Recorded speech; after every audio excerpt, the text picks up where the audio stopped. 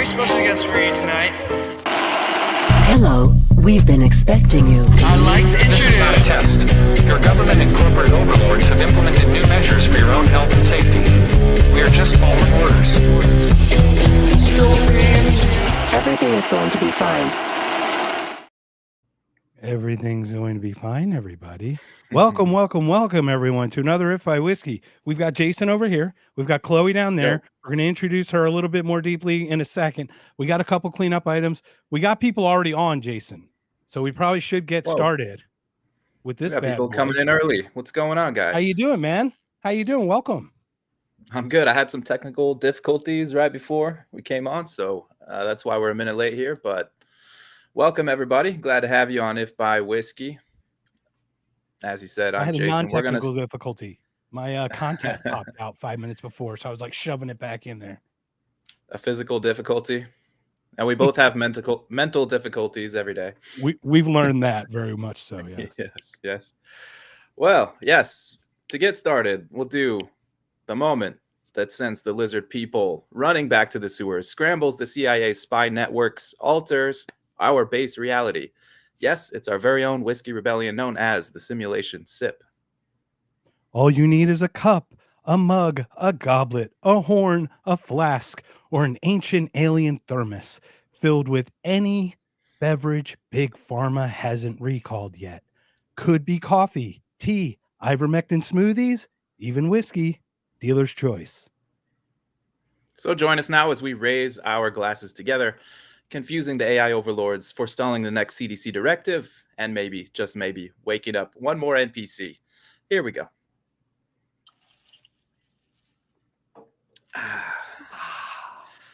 And welcome back to our little glitch in the matrix. Chloe, it's great to have you here. Thank you so much for joining us. Great to meet you. This is, like I said, I just came in right at the last minute, so this is my first time meeting you. I think you and Mark met at Freedom Fest. Is that right? No. Oh, okay. No, Mark met a mutual friend of ours at Freedom Fest, and that's how we got introduced. But as the internet goes, once you kind of get connected, you're just, friends forever. So here we are. Oh, good. Yeah. Good. So Remzo is a mutual friend of ours. I met him at Freedom Fest last year. How we met was I did a podcast with Thomas Sheedy, who I met there, and he's an atheist. And Remzo's a devout Christian, also a ghost hunter. So Remzo's got some stories. So he and I talked a little bit, and that's how he connected Chloe and us. But I read all of Chloe's stuff, and it looks like Chloe's one of us. So we have. I'm definitely one of y'all for sure. One of us. One of us. So welcome everyone. One of us. We've got the Rumble chat live. It is going crazy already, Jason. I don't even know where to start. So hopefully we can get some questions started. But Chloe, welcome. Tell us about yourself. Who are you? Yeah. What do you do? And we'd love to hear about all the greatness that you can bring to us. Yeah, absolutely. Well, thank you so much for having me. My name is Chloe Anagnos, and if you could not tell by my last name, I'm a Greek American. I got really involved in liberty. I could tell from the accent, actually, that you're and, Greek American. And from the accent too, but a lot of people say that this is my Northern Indiana accent. I'm from, if you're familiar with a little place called the University of Notre Dame, I'm from Elkhart, South Bend area, Indiana. I now live in the suburbs of Indianapolis. Got involved in the liberty movement about 10 years ago, believe it or not, which is wild. But got more interested in the ideas of liberty probably when I would say 8, 9, 10, kind of, preteen, young adolescent. Immigrant family, my grandparents escaped Nazi Greece, immigrated first to Canada and then to the United States.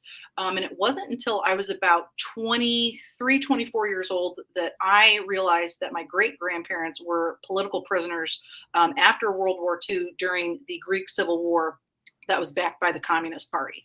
And so here I was already very entrepreneurial person, family comes, big entrepreneurs, and kind of finding out this little piece of hidden family history. I was like, what do you mean? My great grandpa and great grandma were imprisoned for 5 years. And you, to my yaya, my grandmother, you lived with aunts and uncles and neighbors as a kid and you were raised by neighbors for like 4 or 5 years. What? And she's like, oh yeah, just, a thing. Back in the old country, we raised by neighbors because, the Reds took my parents. I'm like, what? Like, that's insane. And so, like anyone who I think has survived, just the Reds are these things called the Soviet Union. Everybody, this is like, I know you're Gen X and Millennial, Gen Z, and all this stuff. I'm a Gen Xer. I'm the oldest of this group. So there's this thing called the Red thing, and that was the Soviet Union. So they were called the Reds. Just so everybody. And while we're interrupting, I just want to say I'm really glad that you guys escaped that horrible country, Canada. Thank you. Yeah, it ain't good. It definitely ain't good. That's for sure. But yeah, that really just sparked a lot of my work, a lot of my interest in politics, policy, culture. And it's just wild that I kind of joke with my husband that our kids, they're 3 and almost 2, are only 2 generations away from extreme poverty. And as many issues as we have in the United States, it's not perfect. No place ever is.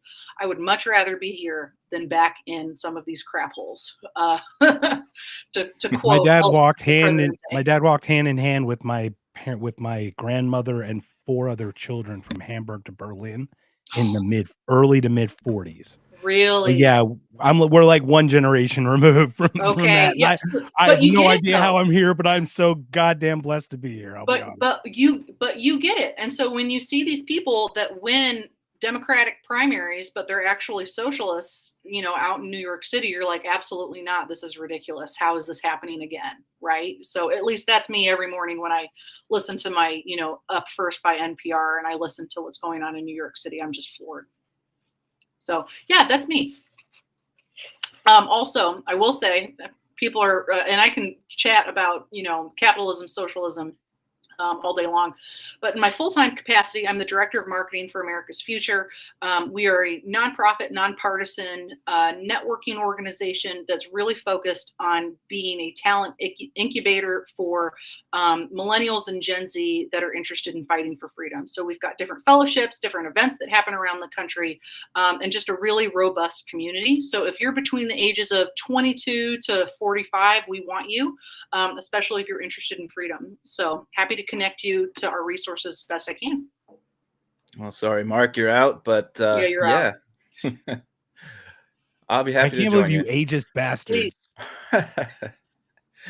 Anyways, well, tell me about some of the work you guys do there, because it looks really interesting. Like, what's the kind of the mission of America's Future? America's Future or America Future? America's Future, yes. Okay. So yes. Our big time mission, and I should probably know this because I stare at our about page every other day.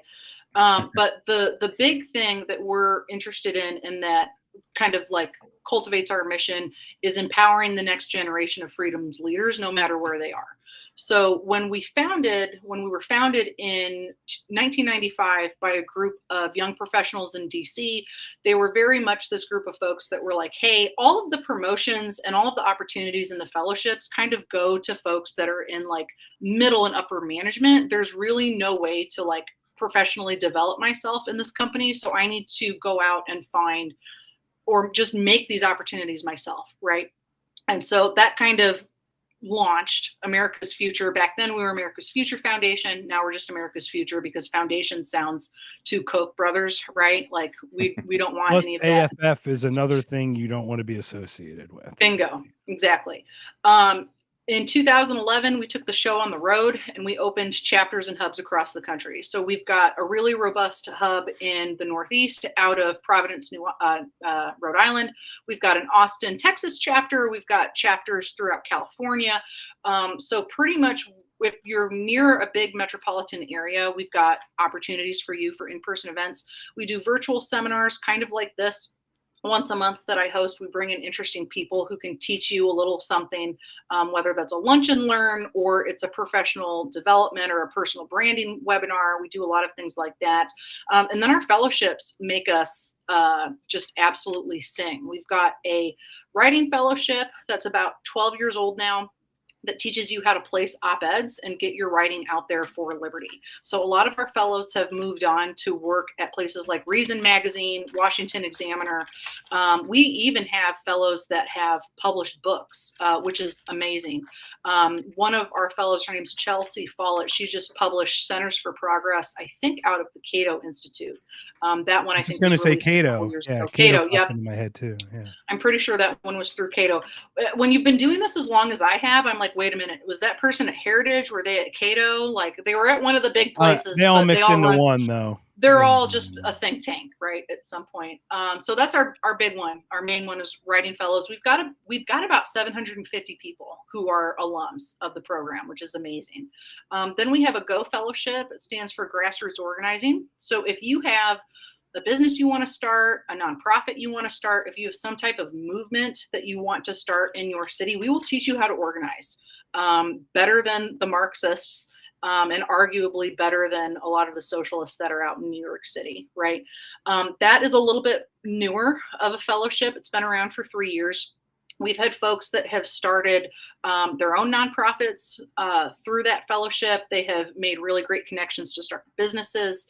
I am not really the type of person that wants to go out and knock on doors. That's a different type of person, but it's a really great opportunity. And then the next one that's really big is our Lead Fellowship. That is more so geared towards folks that are in kind of that entry-level position that want to move on to become a manager, but they don't know how to become a manager because their workplace is not developing them, right? Kind of goes back to our mission and making sure that folks understand, okay, how can you develop yourself so that you can develop others? That's taught by Meredith Turney. She's at, I believe, Atlas Network full-time. Oh gosh, if I get that wrong, I'm going to feel terrible because I've known her for forever. But again, they all kind of run together.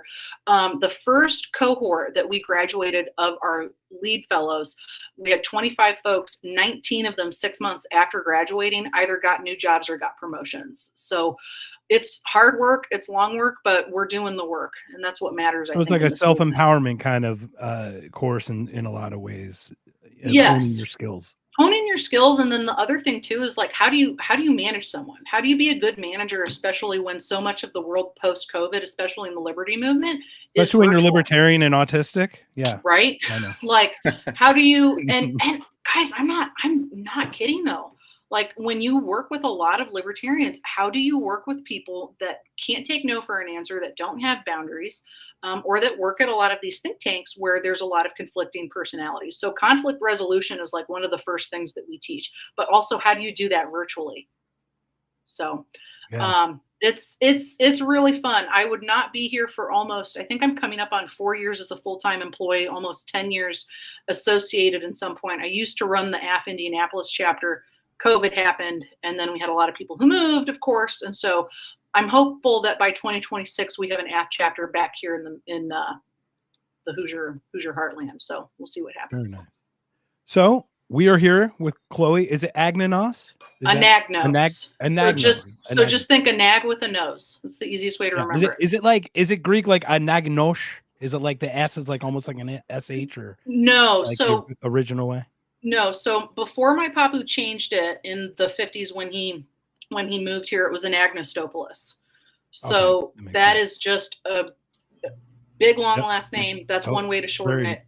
And then if you want to shorten it even more, you could shorten it to Agnew. So Spiro Agnew, Nixon's vice president. Right. We're probably related in some way, just because Anagnos, even in Greece, you just outed yourself. That's not good. You don't want to be connected.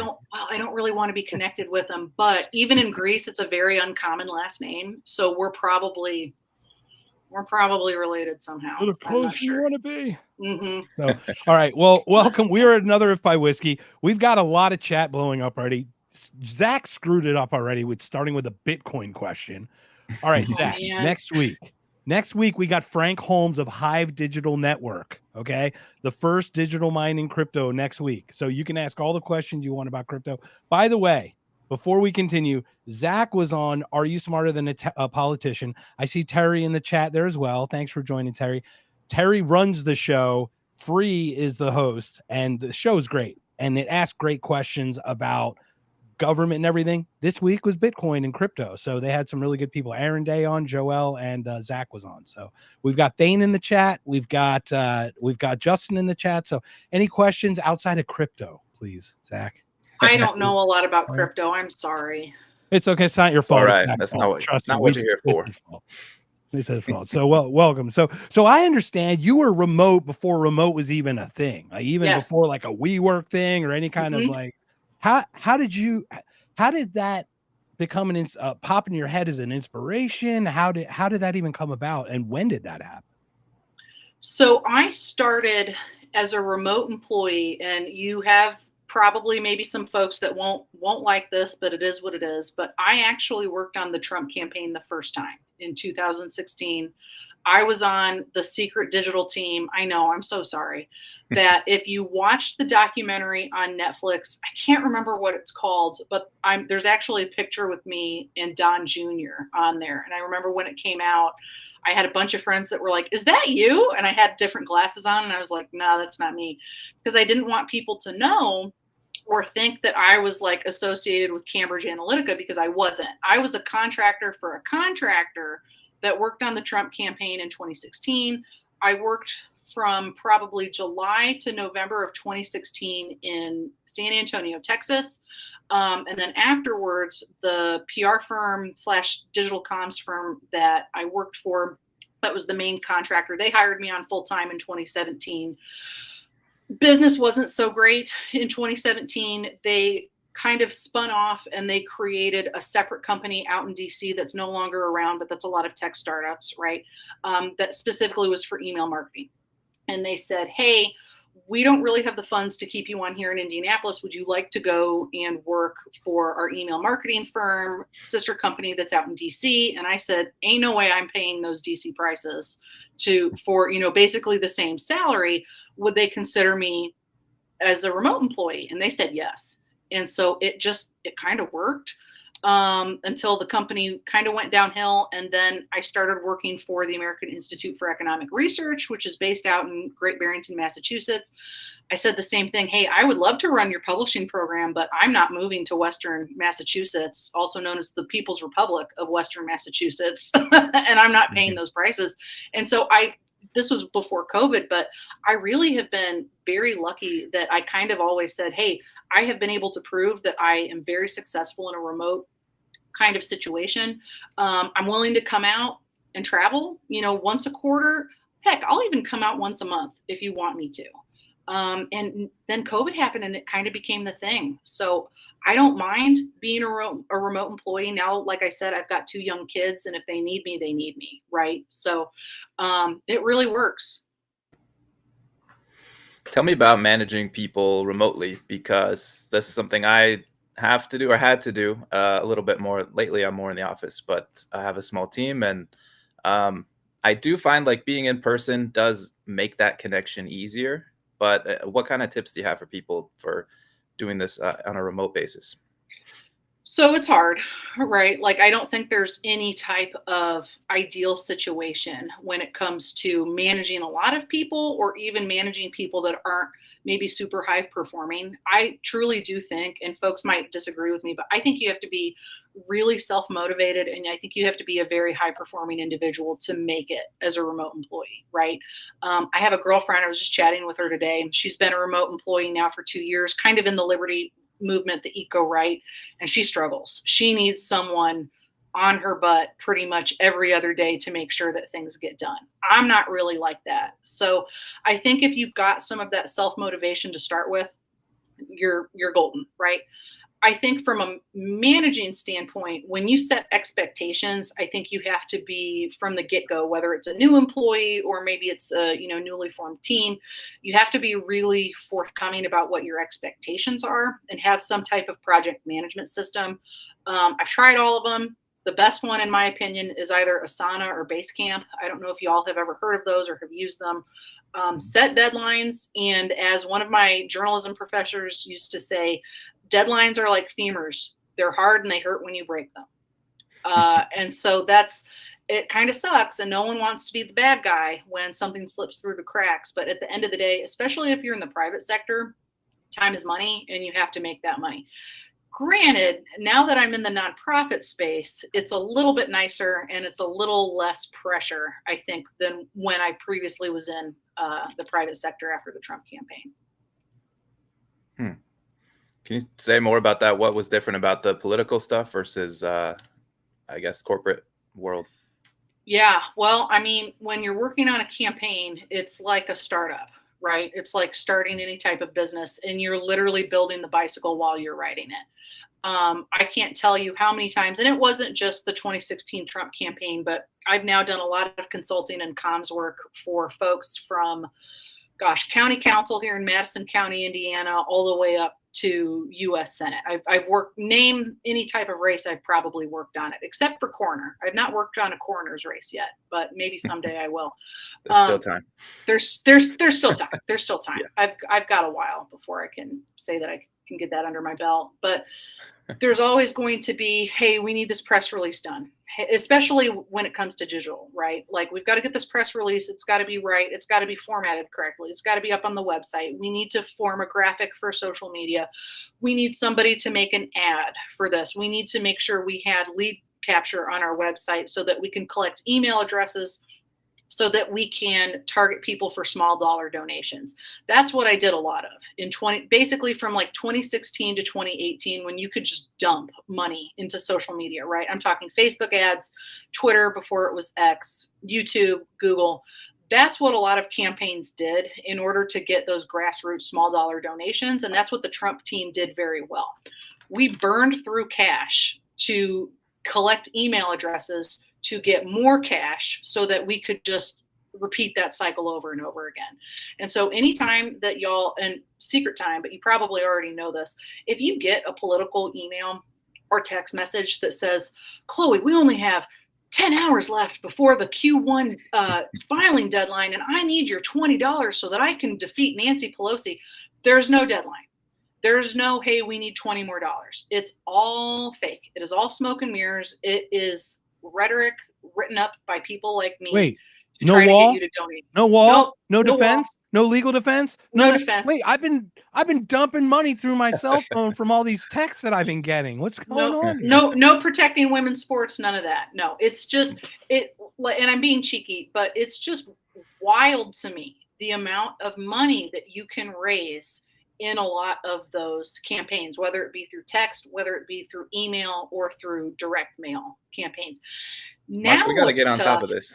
Yeah, y'all need to get on top I have a campaign. I have a campaign story. So some woman from LD16, I think, in Arizona, I forget her name, but I called her out. She's on an old podcast of ours. Basically, she sent a text out to my buddy, one of her constituents. The text went out at midnight. Midnight, and my buddy's on call, so they're like, what can we do better for Arizona or whatever? And he's like, don't fucking text me at midnight. How about that? That's a big no.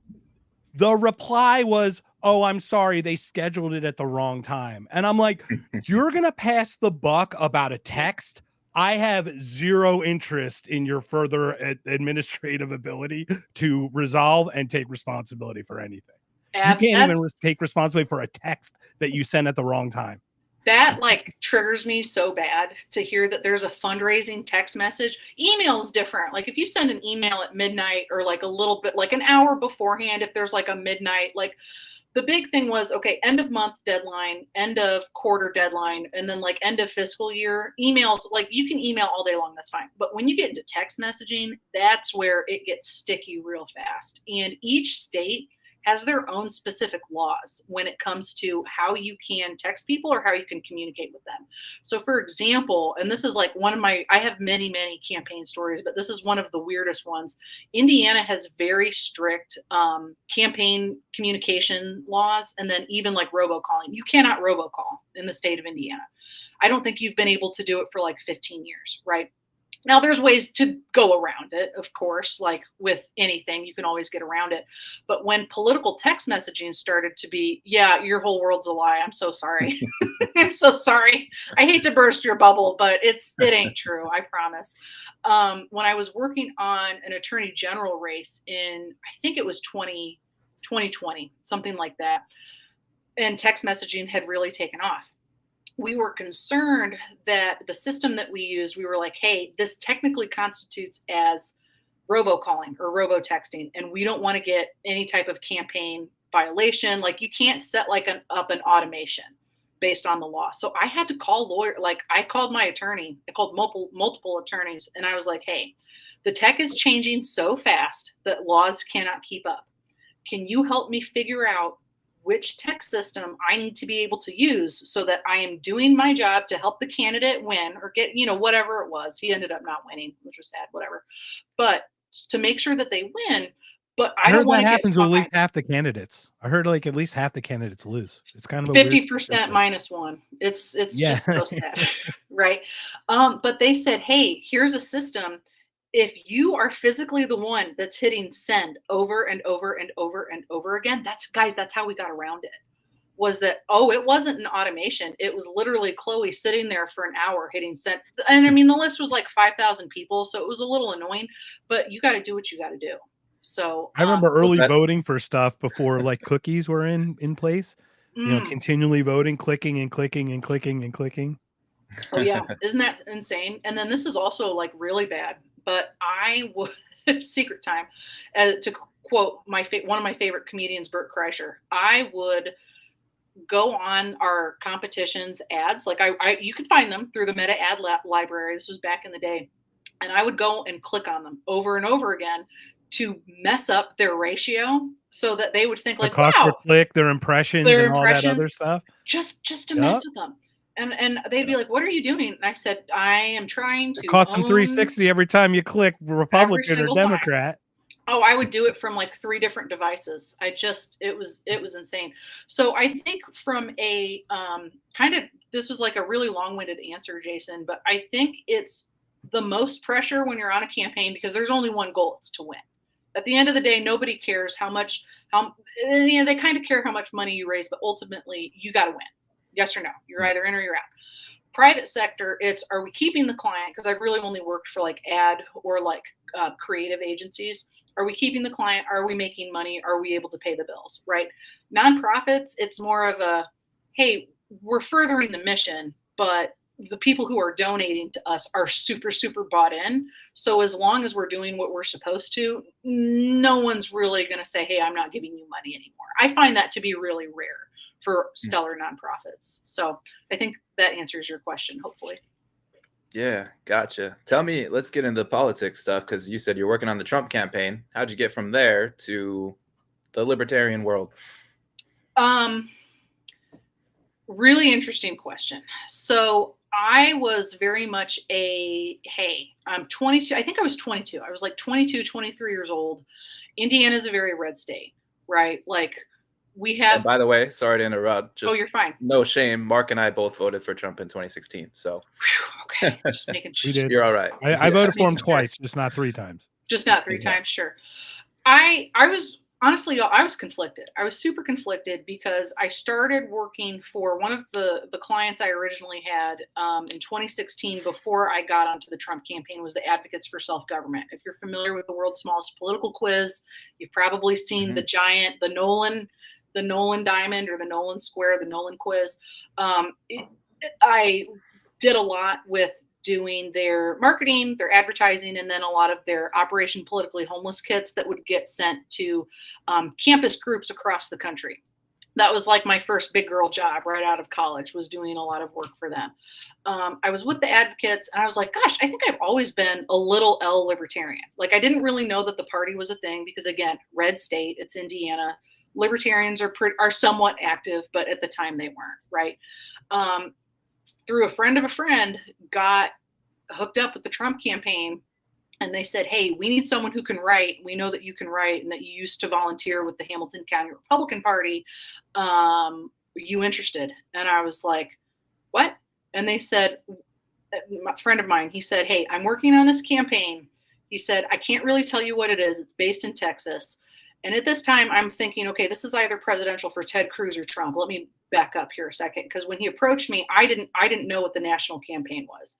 And he said, if you're interested, you can come down with me tomorrow morning. We're going to fly down. You can interview and you can kind of see what's going on. But because of my NDA, I can't tell you what it is. And I was like, all right. my NDA has expired now, so I can go ahead and talk about it freely, which is partially why I'm, going around on podcasts. Nice. And so I was like, all right, man. And so we get to San Antonio, and he said, okay, when Spill we get that tea. Spill that tea. Spill that tea. He said, when we get to San Antonio, you got to put your phone and any other electronics that you have in the front, but you have to, obviously make sure you have your ID. And I'm like, again, 22-year-old from like farmland, Indiana. I have no idea what's going on. I walk in, and it's the Trump campaign. And I'm like, I knew it, man. Like, you could have just told me and spared me all of this, like, internalization on the plane. Like, I don't know what's going on. And so I get in there, there's all these people running around, Trump memorabilia everywhere. All these TVs are up. Like, it's like the epicenter of a campaign, right? Just like all of this activity. And I thought to myself, like, yeah, the dude's an asshole, but I really want to be involved in whatever this is. This is cool, right? Like, you can't, as a 22-year-old, fresh out of, kind of a whatever full-time job, like, you can't turn that opportunity down. So I don't care who that would be with or for. It wouldn't even matter. Just the experience itself would be invaluable in itself. Exactly. And you know what's sad though? And I think maybe some of it was imposter syndrome. And I think some of it too was like just being really scared of the backlash, because once everything was said and done, and I mean, y'all can Google it, Google Project Alamo. The group was put together by Jared Kushner. We were a really ragtag team of like 40 to like 50, basically freelancers, different agency folks, kind of just put together and said, hey, we got to win this, figure it out. And we were like, okay, working like 20-hour days. It was insane. But I had friends after the campaign, and they were like, hey, we won. This is amazing. They weren't invited to Thanksgiving dinner because there were so many people that were just so, frustrated. They were upset, whatever it was. And I said, you know what? I don't want that backlash on myself. So I just never publicly talked about it until I kind of realized, okay, this last time that he won, Trump's not he can't win again, right? Like, it's over. It's over after this. So I can go ahead and feel a little bit more confident in myself and my abilities. Steve Bannon's got some ideas. I don't know. They're talking 3 terms. Third term. Dude. Okay. So story time. I was in Trump Tower on election day. This was wild in 2016. And I don't remember what I was doing. I think I was just like, I was tired. New York City, it's gross. It smells. I'm sitting there doing whatever it is on my computer. And my boss says, hey, everybody, this is Steve. And I turn, and I just did not put 2 and 2 together. And I said, hi, I'm Chloe. Nice to meet you. And I just like turned around and kept going back to what I was doing. And then I'm like, oh, that was Steve Bannon. Like, come on, man. Like, I should have, but you're just so tired. Like, if anyone's ever worked on campaigns, like, you're just over it. And you got the adrenaline going, and it was just insane. So one of these days I need to like sit down and write out like every weird story that I have from those days, because it was an insane 3 to 4 months, something like that. But again, you take the opportunities when you can. And that's my big thing with talking with young people is say yes, we'll figure it out afterwards. And had I not gone and done that, I think my life would have been completely different. Yeah. So we've got meme monsters on. They're jumping on now. So we're gonna. Oh, Dana joined as well. Welcome, Dana. Dana's kind. She's a nice person. I told her that I loathe myself, which I do. Jason knows this very well. She thought I was like suicidal, and she reached out to me. She's like, if you need to talk. And I said, that's so kind of you. I just hate myself. It's okay. I'll get through it. It's okay. But thank you. Thank you, everybody, for joining. People should. It's okay. I love people's souls. People, you know how weird it's odd. This community is so unique how we've all connected. So welcome. Thank you. Thank you so much. I love new friends. I love random internet friends. I love meeting real internet friends in real life, like what we weren't supposed to do in the 90s. It's like, you're never going to meet up with these people. And then you like meet up once a year and it's fine. See, I was there at college when college had it. Only college students had this. Oh, yeah. So you dialed into the school and the school had grants or whatever. And we're talking like Telnet Gopher. We're talking like way back in the day. Gopher was the University of Minnesota, their search engine, like early days. So everything was text-based. But I met probably 20 college kids from around the country because it wasn't creepers yet on the internet. It was literally only college kids. So you would go around the country and just hang out and crash on a couch and just meet people. It was actually pretty liberating. Oh my gosh, I love it. And So then meeting- disguised as 16-year-old boys and got invited for iced tea or something or lemonade into somebody's house. And then Yeah. it all So changed. meeting Bannon, how do you react in those situations? I'm sure you met a lot of famous people by now, but do you have like a starstruck moment? Do you or is there anyone else that you met where you had that where you're just like, oh my gosh? So I did not actually get to meet Mr. Trump. Like I didn't get to shake his hand, and he wasn't president yet, so we just referred to him as Mr. Trump. But he was, so my door behind me is probably like 4.5 feet away from me. He was that far away from me in the office once. We didn't get to shake his hand because Secret Security, this was when he was officially the nominee. And so we didn't get to like get close to him, but he addressed us, and he was actually Only really 18-year-olds on slope rooftops get close to the president. Yeah, only. You know, you have to make. Dude, it was that. Okay, real quick.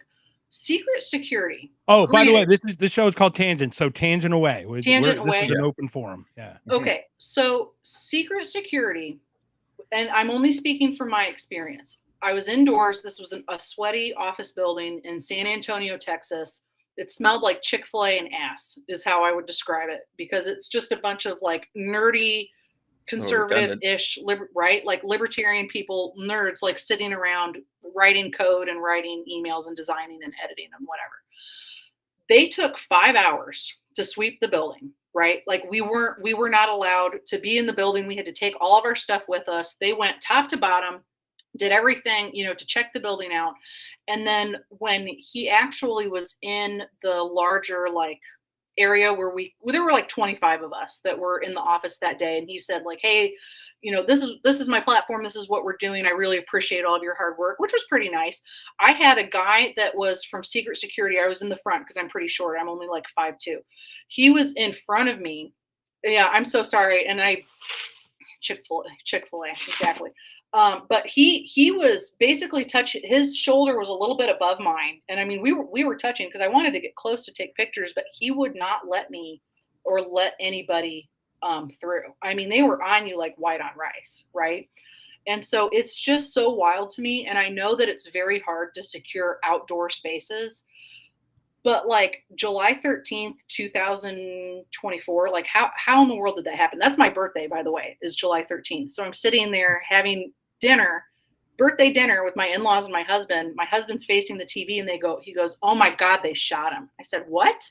And then we turned around. So it's kind of like, 9/11 when Michael Jackson died, like everybody remembers where they were. I'm always going to remember that Trump was shot at on my birthday. So crazy. Anyway, Mine was OJ Chase. OJ Chase, sure. Mm-hmm. I'm a little too young for that. Sorry. Oh, the shuttle launch, guys, in school. The moon landing, Mark? Was that? The moon landing. Yeah, what was that I one saw like? the first minted coin ever in history. Oh my gosh. Anyway, yeah, the closest I got to Trump was about 20 feet away when he was at the Libertarian Convention, where he was ruthlessly booed. But also promised to free Ross Ulbricht, and he did. But that brings me back to my original question. How'd you go from the Trump campaign to libertarianism? Yeah, so I think I really was nervous about the drug war, as a lot of Americans, unfortunately, have a lot of addiction issues. In my family, big problem in East Central Indiana. I mean, when all you have is corn, it's pretty easy to make meth, right? So like, let's be for real. And so I kind of started doing a little bit more research, realizing like, hey, the drug war does not work. I can give you 1,000,001 examples of how it does not work. Then I saw things like, Ross getting arrested for the Silk Road, which was absolutely ridiculous. And I thought, you know what?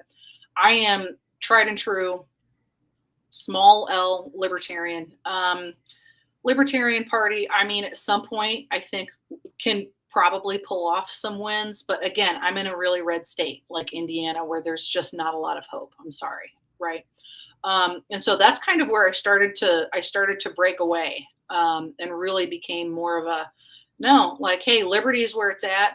Yeah. Yep. Fentanyl and corn meth in Southeast Indiana. Absolutely. I mean, it does not work. And as a parent now, I hate to say like legalize drugs, right? Because Like, I don't think that's ever going to happen. But what we're doing now does not work. And I look at, again, smaller country, Portugal, that has a lot of the safe injection sites. Again, I'm not advocating for people to do drugs, but gosh, if you're going to do them, maybe just be safe and don't share a needle, right? So that's saying kind that of though, there's hill. a responsibility to it too. They when they do those things. Mike, did you happen to read Michael Schellenberger's book, San Francisco, or anything? Or No, it's on my list though. I okay, need to. that's definitely one.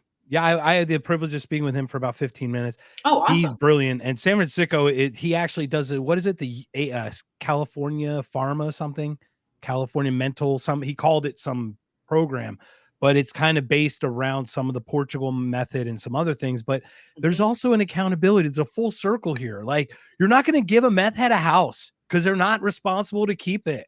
They need to be responsible to stay off meth first, and then they might be responsible to keep a house. Like, you kind of got to go through the steps, Hey, responsible to stop taking meth, responsible to keep a job, responsible to, like, take your baby steps. It's just that's how we learn. It sucks, but it sucks. And then what's also interesting in that, you make a really good point, Mark, because there's a lot of, obviously, addiction and homelessness kind of go like hand in hand, right? And I did some marketing and some contracting with the Independent Institute out of Oakland, California. A lot of you, I'm sure, know that California is like ground zero for a lot of homelessness in the U.S., right? Especially LA, Skid Row. It's rough. It's very, very rough. And San Francisco, is really rough. So one of the documentaries that we made was called Beyond Homeless, and it explored how Gavin Newsom in the state of California has just dumped taxpayer dollars into their homelessness problem, and it's not solved anything. And you can say the same about any government program. Look at public education. Look at the school funding formula in the state of Indiana, for example, the way that it used to be, right? And now it might be a little bit different. I'm basing this off of a research project I did about 6-7 years ago. But it used to be that, hey, we gave the most taxpayer dollars to a little place called Gary, Indiana, for their school system, also known as the murder capital of the world during the 1990s. I was there for a bachelor party, strip clubs, y'all. We're in Gary? Oh, yeah, okay. from Chicago, we drove to Gary. Why? Why? Because it was cheap. Cheaper. It was Yeah, cheap. it was cheaper. Yeah, it was cheap, and college morons. Yeah. I mean, if it's cheaper, it's cheaper. I mean, hey, save money, why not? Look, but I'm a Miller Lite kind of guy. I don't drink the gotcha. champagne of beers. You don't need the like yeah, yeah, exactly. I appreciate the honesty. You go from dumping all of that taxpayer money for worse outcomes in Gary, Indiana, and then you've got a place like Hamilton County, Indiana, which is very well to do, but they get the least amount of taxpayer dollars, but then they have to make up for where the state budget does not give them any money with referendums. And what does that do? It raises property taxes. So you're just, again, pumping money, expecting, the Music Man, Gary, Indiana. Gary's starting to make a comeback, though, I will say. I would not stop there now by just like every place that hits rock bottom makes a comeback. You gotta, so, I mean, look at Detroit. That's how it works. Yeah, I mean, there's when they give houses away for $1 in Detroit and Philadelphia, is like, look, all we need you to do is not die in there for a year. That's all we need you to do, and work on it a little bit, add a little paint, put a couple walls up, patch a little hole here and there. That's all, and don't die. Just don't die, and then we're good. Yeah, the value will slowly come back. We'll bring it back. That's so funny. So drug war bad, liberty good. So I have a couple. We just jumped to like over 70 people on X. That's amazing. And then we got 20 people on Rumble. Thank you. First of all, thank you so much, Chloe, for joining us. Jason for joining me. Everyone on This by Whiskey for joining all of us. The chat is open. It's going crazy. People are making fun of, obviously, my age and everyone else. Jason, everyone's tired of sharing their LP story. Were you at the LP National at all, Chloe, or were you at all watching it from afar, or were you a interested partner? What were your thoughts on what was going on? So I've only been to the National Convention once. It was in 2016. And I was a vendor. I was selling books, and I can't remember what else I was doing for the Advocates for Self-Government. I was just a vendor. I wasn't a delegate or anything, but I had the privilege of seeing James Weeks strip on stage.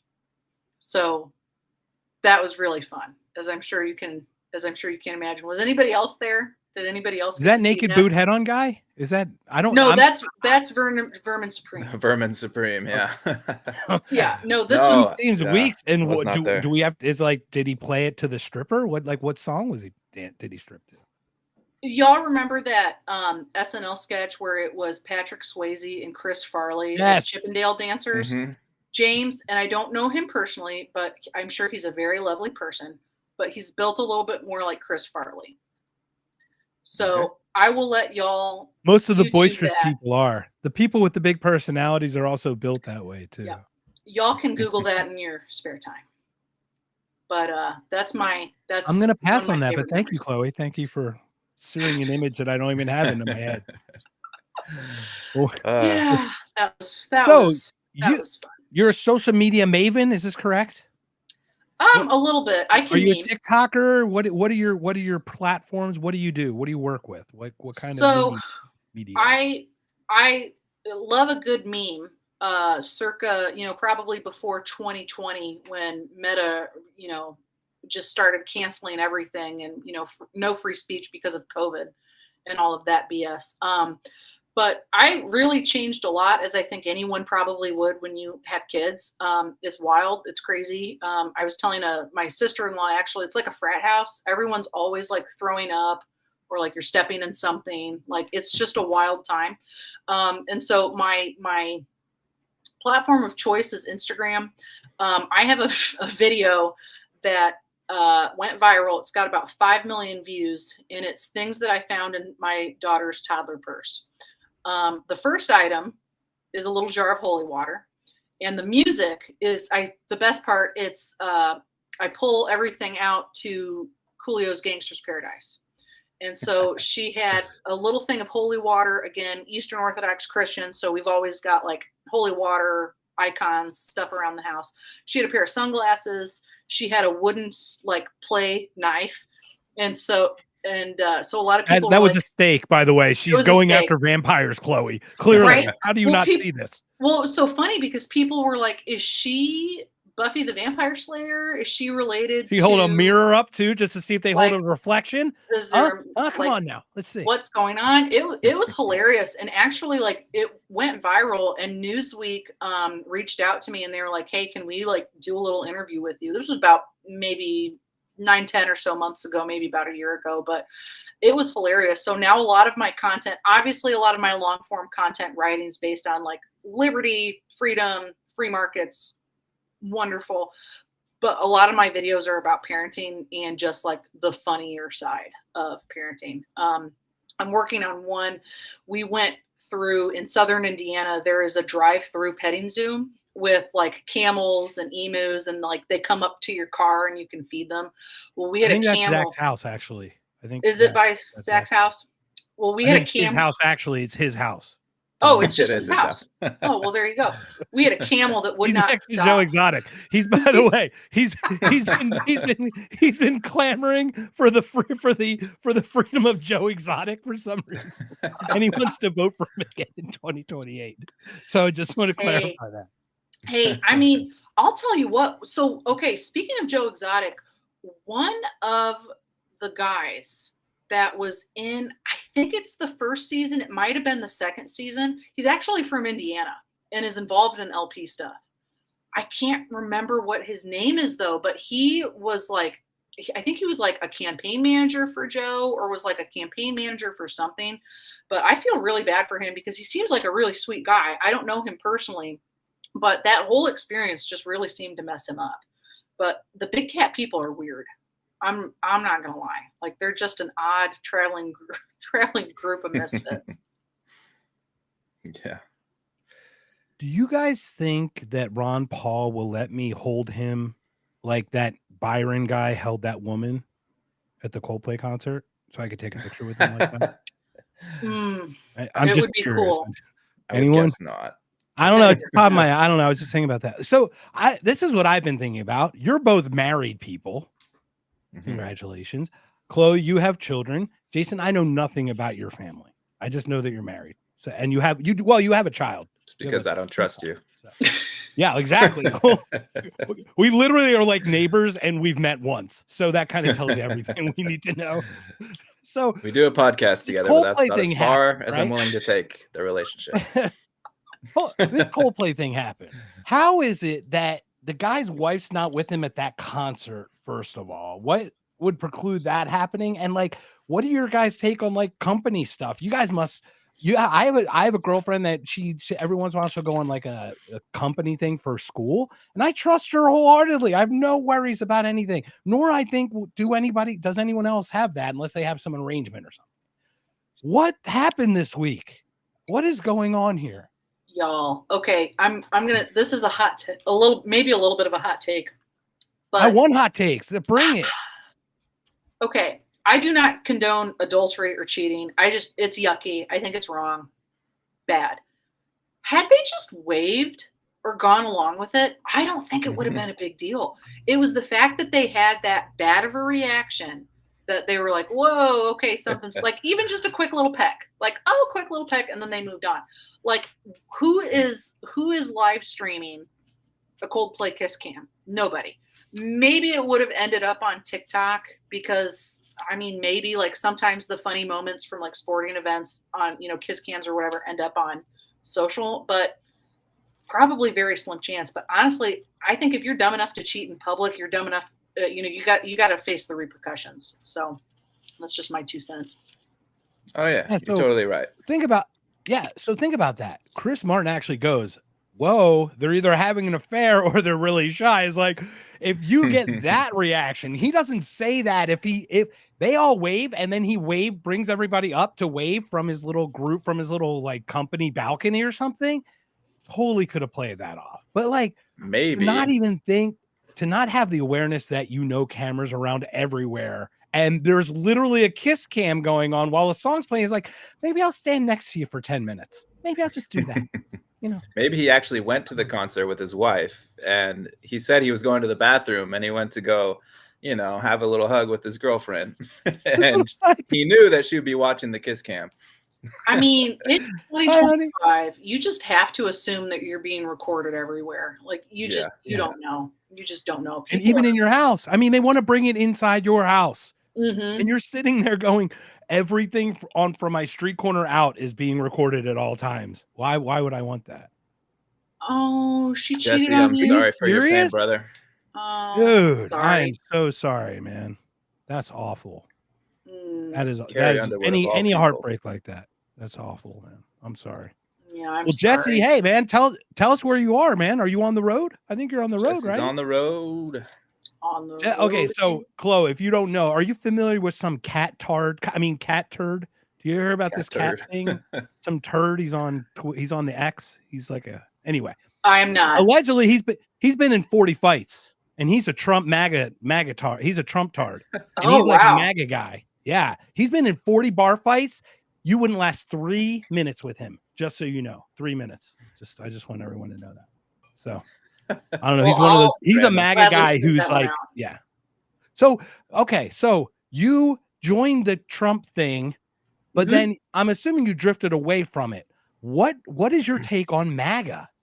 We're talking, let's do it, the iterations of MAGA. We're talking MAGA 2020 that lost and clamored about stolen election, MAGA 2024 before the election, MAGA 2024 right after the election, and then MAGA 2025, this new whatever this thing that's going on. New wave of it. Yeah, it's odd because let me start with maybe like 2016 MAGA, when it was still kind of like a little bit of a joke, but was sort of taken seriously. It was on all of the merch. I'm not a fan of the Obama administration. A lot went wrong. Healthcare for all, basically socialism, didn't really work. I think there were a lot of people, and this kind of goes into why Trump won, right? Like, I think you had a lot of poor folks who were just tired of hearing, it's all our fault, it's all our fault, everything's your fault, you're a victim. It's this constant like victim mentality. And I think they were just tired of the liberal elites in Hollywood, basically on both coasts, that were forgetting about middle America. They were tired of it. That's why they showed up. That's why Trump won. So in that essence, I understand the Make America Great Again, the MAGA movement from hey, we're tired of being, the laughing stock of the world. We're tired of all of the mess that's in the Middle East. We're tired of, the economy not being great. We're tired of the recession. Like, okay, I get that. I had to write ads based off of it. I get that. I can understand it, right? The MAGA that lost the 2020 election and screamed election fraud, I can't get behind that. Do I think, and this is maybe a little conspiracy, do I think that some of the rules were changed state by state so that it would favor mail-in ballots and mail-in voting, and that there were some weird things going on? Absolutely. But do I think that the election was stolen? No. And I think it's very dangerous to say that. January 6th was absolutely awful. And as someone who worked on the Trump campaign, and this kind of goes back to like that existential dread of thinking like, oh my gosh, did I do this? Like, but like, you can't have all of that responsibility on yourself, right? Like, watching that was it was horrifying. I think everybody was horrified in the United States from it, right? This new brand of MAGA, or at least like the form that it's shaping, it's like this very odd movement, right? I think people are at a spot where it's like, okay, we're not in the Middle East anymore, right? For the most part, not in the Middle East. Iran. Says you. Yeah, says me, right? For the most part, not really in the Middle East. For the most part, I think we're going to get to a spot where the economy is a little bit better. I have mixed feelings about tariffs, as I think a lot of people do.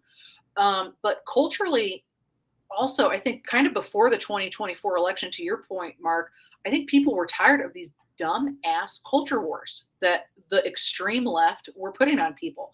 And a lot of it had to go with, transgender issues, keeping, biological men out of women's bathrooms. Like, it to me felt like that's what the election was about, was this extreme culture war that the left was trying to put on, again, people like me who are new parents that are like, no, I don't want my daughter sharing a bathroom with a biological man. This is ridiculous, right?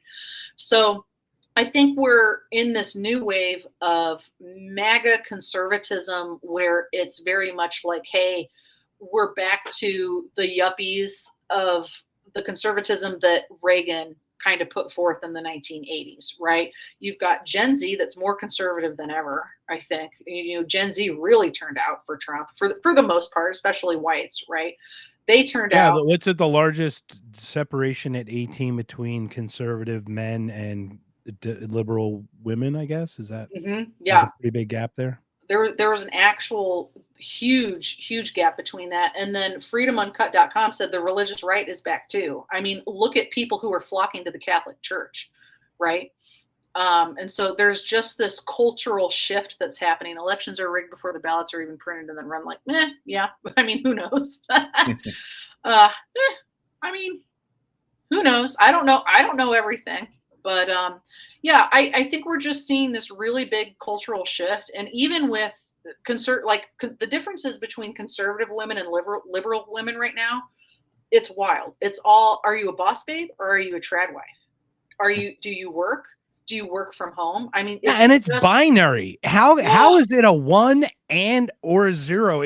It's like, it's there's terrible. Not any gradient between those two. It's terrible. And it's so wild too, being a more, independent, conservative, liberty-minded person, where it's like, hey, I don't care what you do. Y'all do you. I will do me. But you get a lot of pressure now, because I think social media 24-hour news cycle, where it's like, well, if you are not giving your baby organic food and breastfeeding them for 2 years, then you are a bad parent.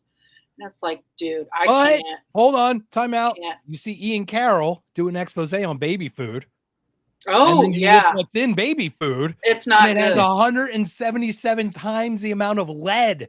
Oh yeah, it's not good. Times the amount, not 177%, 177 times the amount of lead. And you're like, what? 17,700% the amount of lead allowed for a baby, plus just sugar and just whatever sugar and just junk. The gelatin that it's mushed up in. I mean, it's unbelievable. I've come to accept that we're just all bad parents. There are no good parents.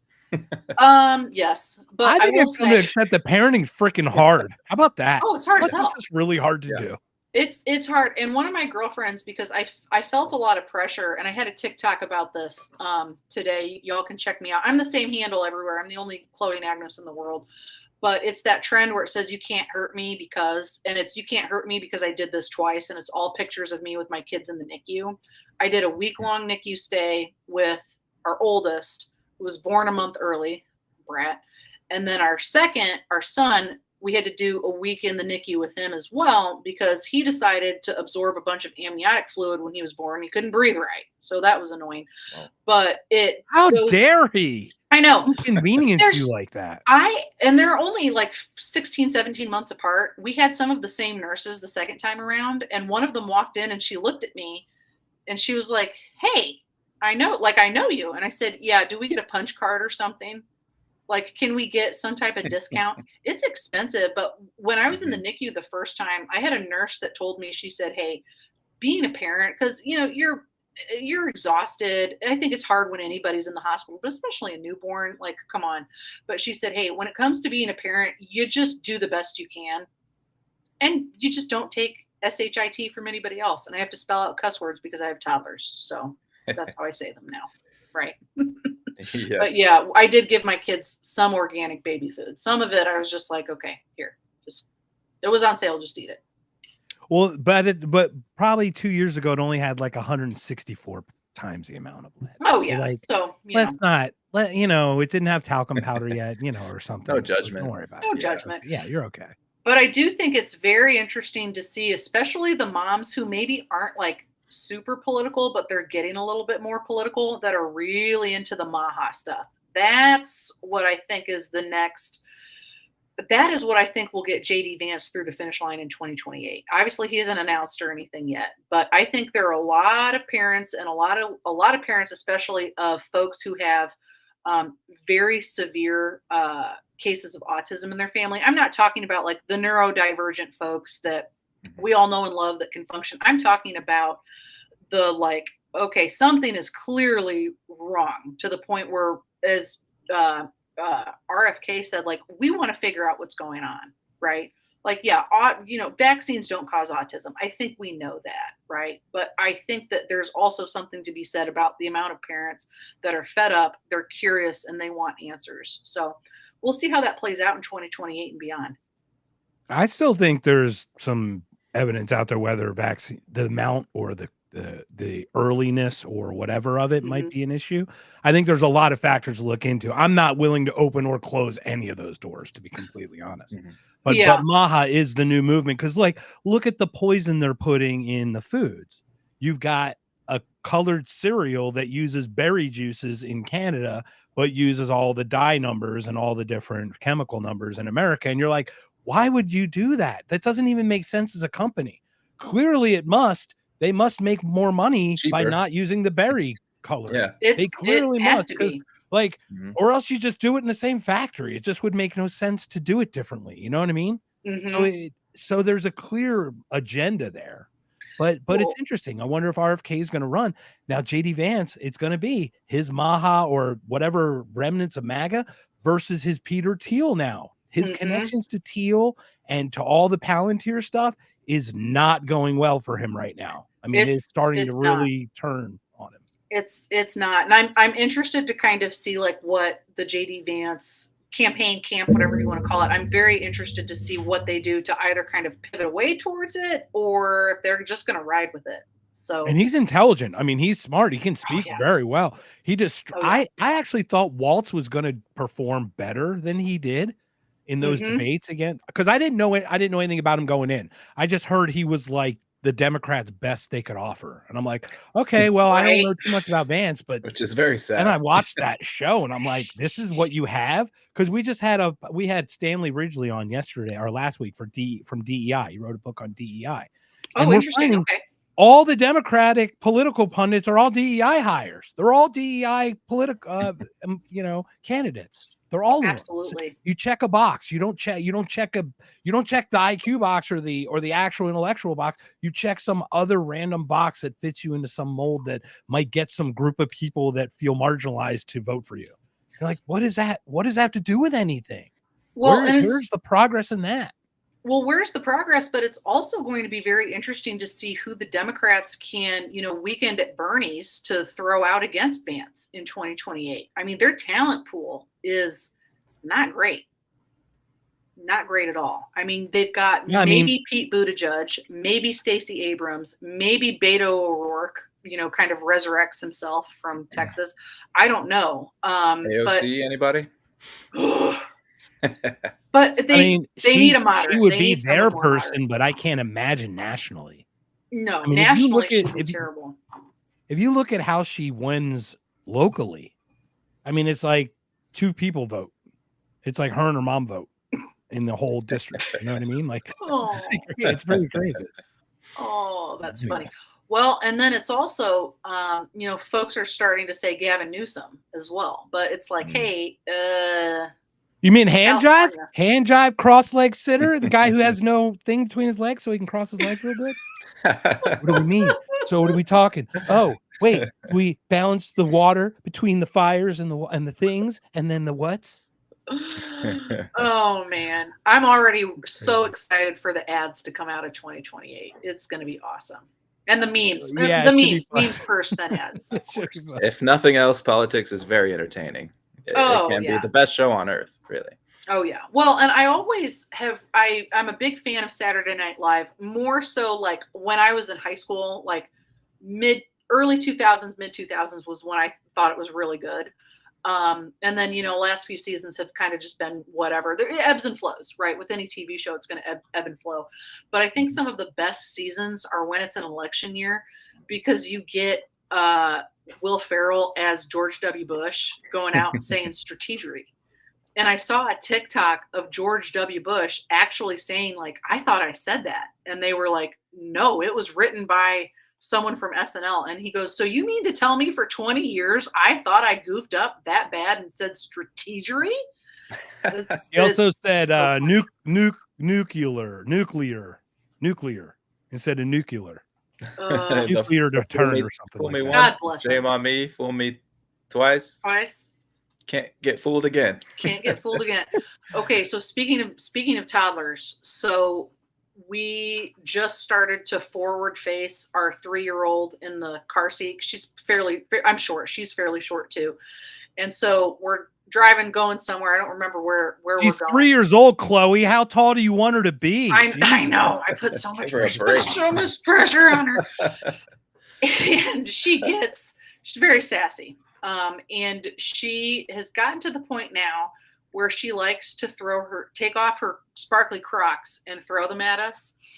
And my husband goes, and he's just like fed up with it, because we're like driving on 465, the main like highway in Indianapolis. And that's dangerous, right? To throw shoes at people. And she throws it at me. I'm a libertarian. I don't know what you're talking about. My husband turns around and he goes, Mommy is not George Bush circa 2006. Stop it right now. And I'm like, did you just make a very obscure George Bush at a press conference in Iraq reference? And he said, absolutely. And I said, I knew I married a nerd for a reason. That's great. That's what you got to do. Always marry a nerd. That's the other takeaway from this. Nerds are where it's at. So we've got over 120 people on the X. That's amazing. We've got over 20 people on the Rumble. This is awesome. Thank you, everyone, for joining. Any questions, jump in, because we're talking with Liberty Advocate. So somebody who advocate for liberty. So how about this? I'd love to hear. Do you have a bestie and a nemesis in this liberty world? How much time do you guys have? No, just kidding. You got all day. We have an Irish exit at about the top of the hour, just so everyone knows. It's an Irish goodbye. It happens quickly. You don't know when it's coming. But it's coming, Chloe. It's coming. Sure. But hang around. Hang around after the hang around. Credits. Oh, sure. Hang around after. It will happen without you knowing, unbeknownst to you. But do not leave us, because we will bring you back on. Okay. We had a little misunderstanding last time, so we just want to make sure, because the Irish goodbye is Jason's concoction. It's the most beautiful thing we've ever did. It's the best way to stop something without having to. Because I'm truly antisocial. Why I'm on a podcast, I have no idea. Well, I like, as I like to say, and I'll answer your question, but I don't like small talk. I like medium talk. I like big talk. Like if I can't talk to you at a function about what's going on in the Middle East, like, nope, bye. I don't care about your dog. Like, I want to learn everything that I can about you, your impact, what you're doing in the world. I don't want to make small talk. I don't have time for it. And maybe that makes me sound mean, but I promise I'm not mean. I just, No, I want to make. You're speaking my you language, deep. It just lady. I makes like you it. interesting. Yes, exactly. Besties. Okay, so I would say one of my favorite people / besties in the liberty movement is Remzo Martinez. He is fantastic. Has really been involved in a ton of races in the East Coast, Midwest, West Coast. Now is doing his own like PR comms consulting full time called Marketer on the Run. He's great. Highly recommend him. If you have any type of digital or like PR needs, he is your guy. And if he doesn't know how to do it, he'll figure it out or point you in the right direction. So he's just a really good resource to have. All my friends that are on chat, everybody going to Freedom Fest next year. Remzo, I'm pretty sure is going to be there because he's. Oh yeah. Mm-hmm. Well, yeah, and he lives in Vegas, and I think Freedom Fest is typically in Vegas every other year. It'll be in Vegas next year. That's why. Yeah, he just moved there. So yeah, that's what I'm letting everyone know. Because Freedom Fest will be in Vegas next year. I think July 8th to 11th, something like that, or July 11th to something like that. So please come. It's going to be fun. It's a really, really good time. Yeah. So Remzo is great. And like I said, I met him at Freedom Fest 2 years, not this year, but last year. Right. Mm-hmm. And he had this weird, tattoo on his wrist, and he's a ghost hunter. I thought that was really cool. Oh yeah, absolutely.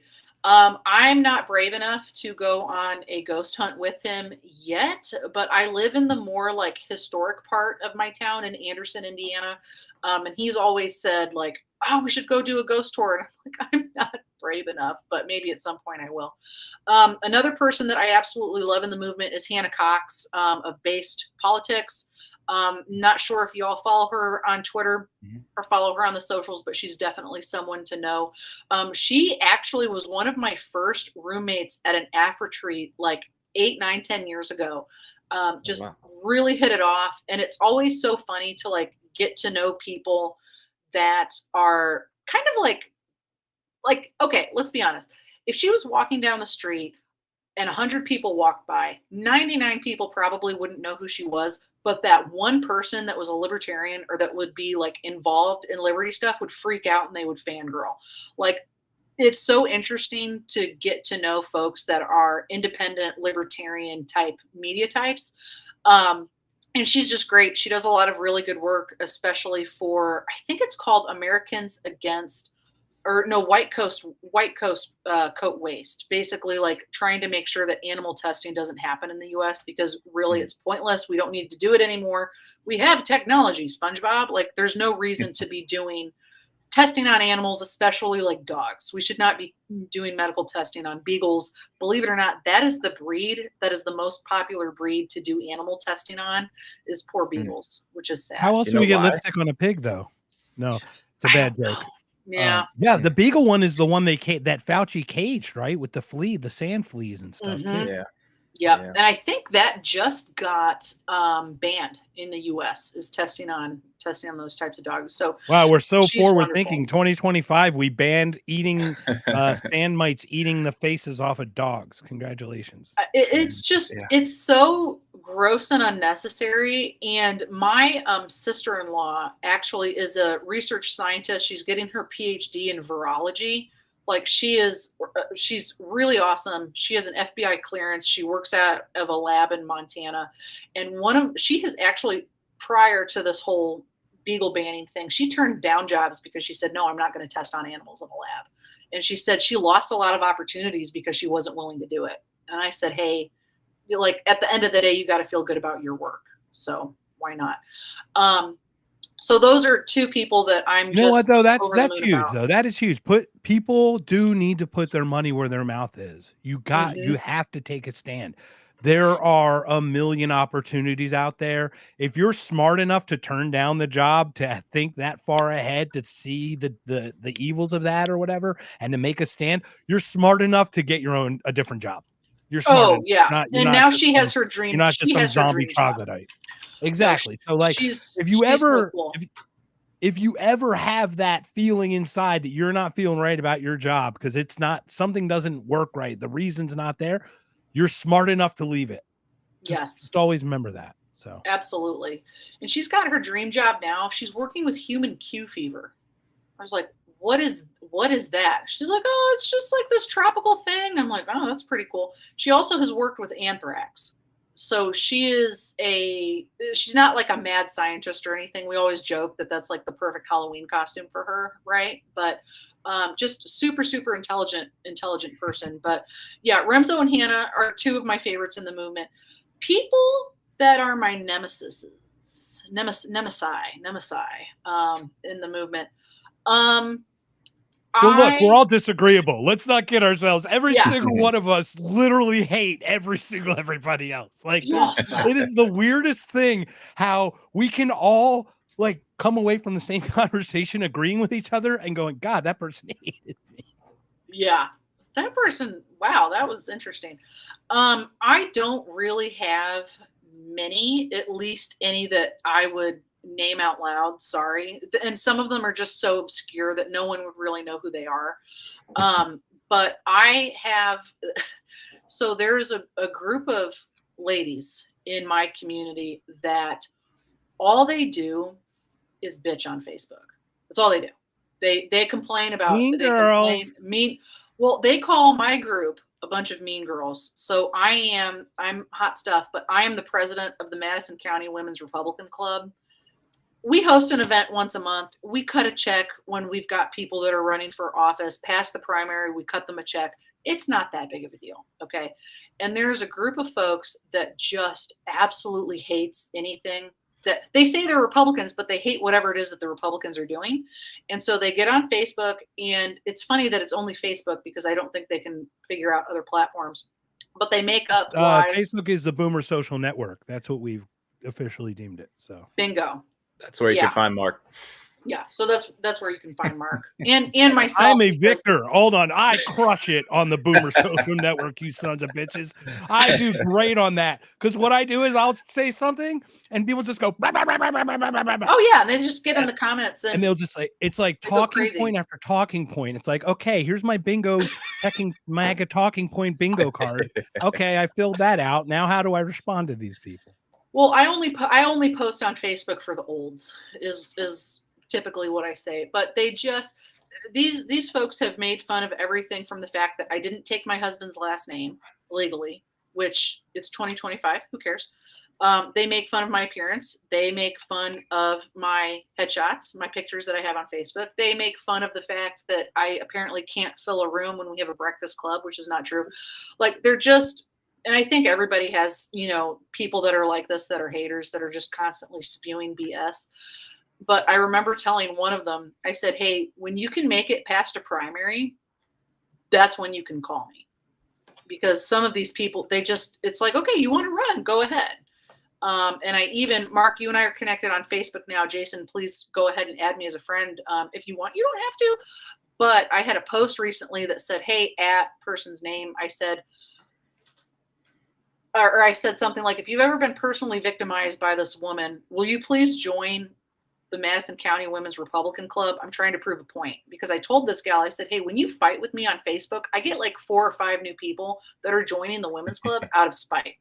I kid you not, the last big argument I had with her on Facebook, I gained 20 new women's club members and gained like $600 in dues. It's like $35 a year. So if anybody wants to join, just to put some of the crazies down, feel free to let me know.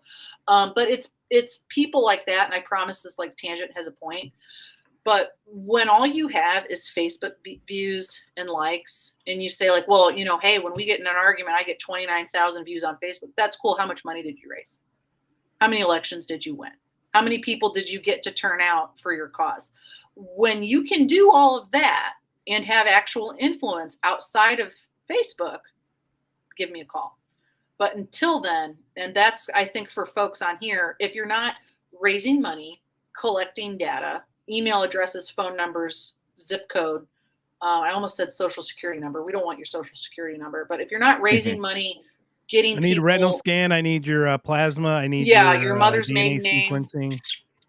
I need all of that information. But if you're not actively making, strides in your community, whatever it is, maybe you're trying to start a nonprofit, or you're trying to solve homelessness, or, stray animals. I don't care what it is. If you're not raising money, winning elections, or actually moving the needle in public, I don't care about your Facebook views. So those types of people are my nemesis. Yeah, this is a great question. You pulled this up. Yeah, this is a perfect segue. So go ahead, sir. Yeah, you're in marketing. You've been in political campaigns. This is a great question from our boy Free. What would get the Libertarian Party to 5%? Currently, what did we get last year? Like 1%, maybe? 0.5, actually. Yeah. I think the highest ever was maybe 3%. 3%. That was Robert Johnson, if I'm not mistaken. I could be wrong. Please, everybody, fact check us in the chat. Not you guys Robert, all know. But yeah, Gary Johnson. It wasn't Gary Joe. Johnson. Yeah, Gary Johnson. Gary Johnson. Gary Johnson. Yeah. Okay, so you're talking nationally, right? Yes. Yeah, Gary Johnson. So this is tough, right? And I think this is where some of my involvement with the Libertarian Party kind of fell to the wayside. Again, red state, involved with Republicans, but let's be honest, like, we've got a lot of libertarians that are Republicans anyway, because we win. I like to win, therefore I want to be associated with the people who win in my state, right? And there are a lot of things that I'm pretty conservative on as well. More so on the economic side, social side, I don't care. Do what you want. Just stay out of my kid's bathroom and don't step on my lawn, right? But I would say that probably voter registration is a big one. I think there are a lot of libertarians that are very like, well, what's the point of voting? Like, you get people very much that are like, well, it doesn't really matter in the long run. Like, my vote doesn't count because either libertarians can't get on the ballot, right? Which I think is true for a lot of states. Or they're like, hey, well, it's going to be an R or a D, so what's the point? And it's like, okay, well, if you're constantly in this cycle of, well, I'm not going to win because you won't vote, nothing's going to change, right? What's the definition of, it's not chaos, insanity is when you do the same thing over and over again, you expect the same result. Libertarians have to actually show up, right? I think a lot of Republicans, and maybe some Democrats too, maybe if you're center right, center left, I think a lot of those folks are really libertarians and they don't know it. And that's where, or they don't know that the Libertarian Party exists, kind of like how I was in 2015 to 2017-ish. And so I think a lot of it too is identifying libertarians and telling them that, hey, there's a third way. How can you do that? You go to the advocates.org, you can probably, and it's been a while since I've been on the website, but you can print out the world's smallest political quiz. That's one of the #1 ways to identify where libertarians are and who they are. So that's a big one. And you can do that. We could game it. Can we game the quiz to just show that even if you're not a libertarian, you actually are? Would that be worth it? You'd be surprised. Okay, so small side note. I think I was at a Students for Liberty conference in 2017. I was tabling. I was a vendor for the advocates, and we always would have one of the big quizzes up, and people could put a little sticker and put it wherever it was that they landed on. The majority of the stickers are all at the top for the libertarians, like right up here where the diamond is, and then the socialists would always be down at the exact bottom of it. We had one person who took the quiz of like the 200 people that stopped by, that was down where the socialist quadrant was. And we had a bunch of people that would walk by and they were like, this is an international conference. Like, who put that sticker there? And I said, they were Canadian. And they were like, oh, okay, we got it. Which was pretty darn funny, believe it or not. Yeah. That's why Jason is so sorry for you. Yeah. Yes. Like I said, I'm glad you got out of Canada. It must have been horrible. Yeah. Are you? Yeah. You're not based in Canada, are you? No. We're in Arizona. Arizona. Okay. Gotcha. Yeah. Well, it's funny. You talk about small talk. It's like weather talk. It's 112 again. Can we say something different besides right? Oh my gosh. So yeah. hot.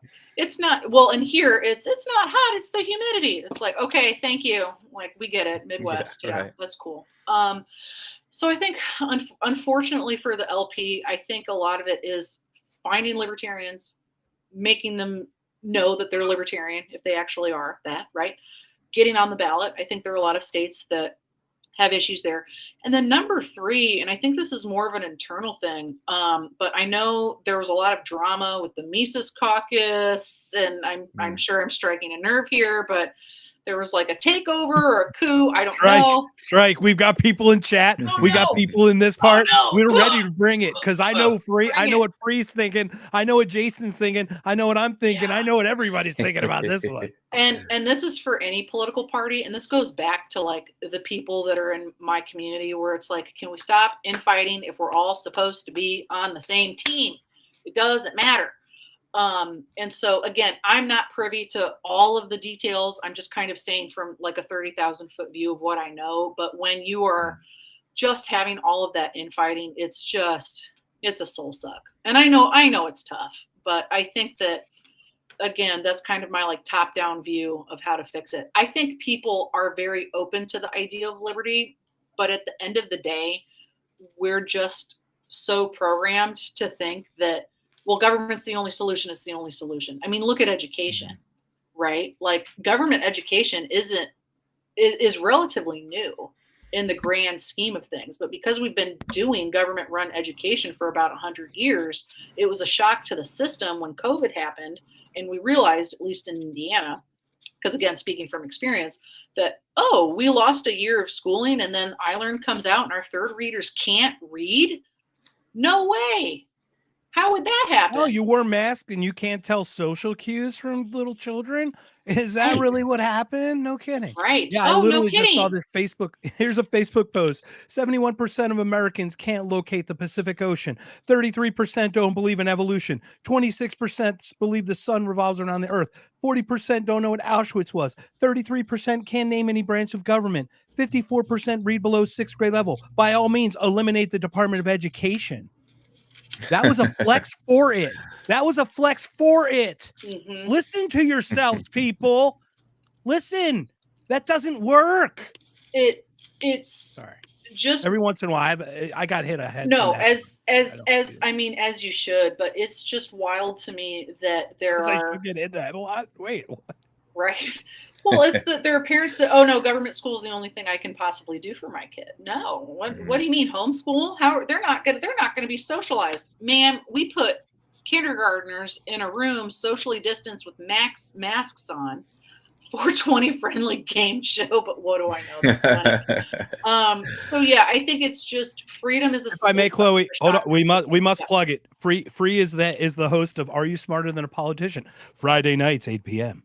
Ooh. Eastern time. So is it 8 p.m. Eastern time all the time, or when the daylight I would assume it's 8 p.m. Eastern time because it's not like Arizona without the daylight savings weirdos like we are. We don't mess with daylight 8 p.m. savings. Eastern. Yeah. Right. Free. Right. Put up your stuff, man. Put up a link if you want in the chat too, man. Yeah, I'd love to check that out. Sorry, Chloe. Yeah, it's fine. Fun. Zach is in the chat. Zach was on there last week. I was on there a couple weeks ago, 3 weeks ago.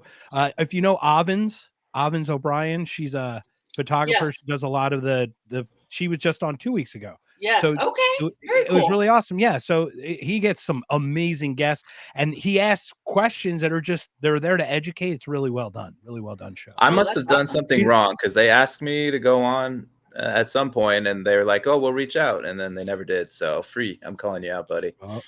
Free and Terry, let's get on that.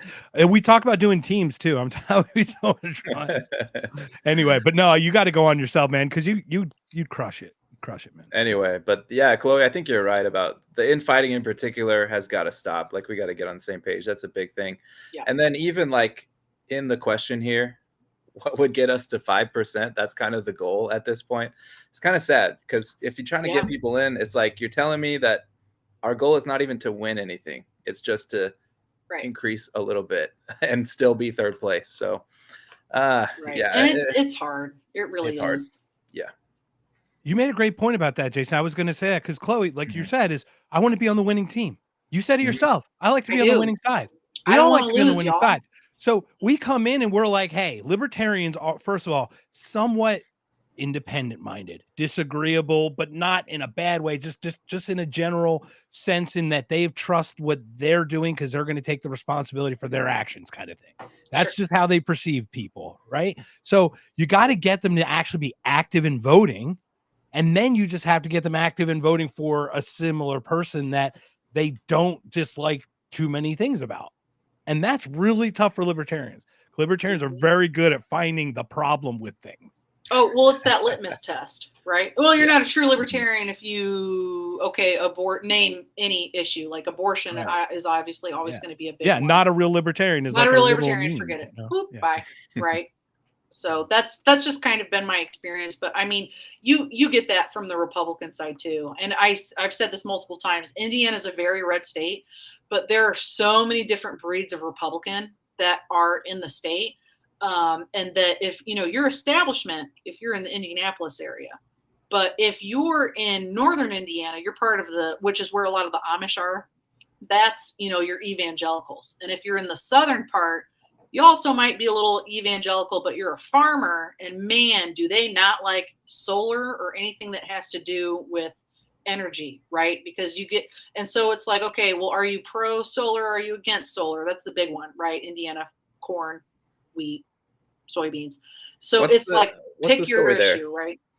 Why so against solar? What's the story there like about solar? Because it seems like, I mean, it's not the perfect solution, obviously, but it can do some things. Like why would farmers be so against it? Because they take over the farmland to make the solar farms? Okay. Yes. So a lot of folks are, and I'm not a farmer, don't play one on TV, but from what I understand is that a lot of folks are very against, specifically farmers and folks that are in more rural parts of the state, are very against solar farms because and whoever they are, I don't know if it's the government, I don't know if it's private corporations or just other farmers that are like, hey, I want to power some of my farm with solar. They don't want to look at it. It's ugly. I'm not going to lie. We've got a lot of solar around our airport. That's what helps to power our airport. It's not pretty to look at. In a lot of places in the country, it's not pretty to look at. There's also a growing concern of not having enough farmland for a lot of our crops, because so much of Indianapolis is a circle. It's called the Circle City. And then you've got more counties around. We call them the donut counties around Indianapolis, because so much of it is being built up, which is great. We're losing a lot of farmland to development. And so folks are concerned that they're going to lose their farmland. They're going to, the government's going to come in maybe with eminent domain at some point, or they're like, hey, well, I don't want to look at solar. I just don't want to look at it. So you get people who get very heated very fast. But then if you're more, libertarian, conservatarian-ish minded like myself, I'm like, hey, well, property rights. Like if you want to have solar on your property, you should be able to have solar on your property. Who cares if they have to look at it? They can put up a wall or something, right? Build a wall for it, right? So it's just a very weird thing that if you go out and say, oh, well, hey, I'm pro solar, or I'm pro anything that's going to, take away from carbon or whatever's hurting our ozone layer, I don't know, I'm not a scientist, people get very upset very quickly. So it's funny that, you have infighting in whatever political party that you're in, but even in, a red state like Indiana, maybe even I'm trying to think of other examples, obviously Georgia, Alabama, very red state, you get a lot of different breeds of Republicans. You're not always going to know who's on what side. And I could see red state though being anti solar in a 50,000 foot, like, what's wrong with petroleum? What's wrong with my fuel? You know what I mean? Just in a general sense anyway, not in a good or bad way. It's just, that's how we're programmed from our sides, right? That's how it works. Absolutely. Right. Well, and then it's also funny too, because I am very pro nuclear. Nuclear energy is awesome. I would say that it's the future. It's been around for a long time. It's clean. I'm a member of the American Conservation Coalition, Indianapolis branch. Again, don't know a lot about science, but we're very pro-nuclear. And when you imagine denuclearizing the world to an extent where all those, like the ones where we can blow it up like 50 times over. Okay. Let's just blow it up 20 times over. Can we go to just 20 times over or 10 times over? 19 All that times. extra energy we could use to fuel how much of that do you think is fuel that could just be used for energy for decades, Oh for my gosh. whole nations? It's unbelievable It's how much is just it's wild. it's misused. It's misused. It's misused, and I also think there's a stigma around it because of a little thing called Chernobyl. I'm not sure if you all are super familiar with that little They're accident. talking about opening 3 Mile Island again. They're talking about Are they really? They're talking. I think Zuck was talking about building out 3 Mile Island. Somebody was talking about. I don't want to speak for Zuckerberg because he's such a great guy. But no, they were talking about 3 Mile Island using that as nuclear power for all the AI and all the servers and all the. I mean, it's just one of those things where it's going to be a required thing. It's going to be a required thing because here's the other issue that we've got here is that we have, and don't quote me on this, I might get it a little bit wrong, but we have some tech company that wants to put data centers in the southern part of Indianapolis. It's going to create a ton of jobs. And folks are like, yeah, data centers, we need that. But then you get a lot of other people that are like, data centers. It's gonna,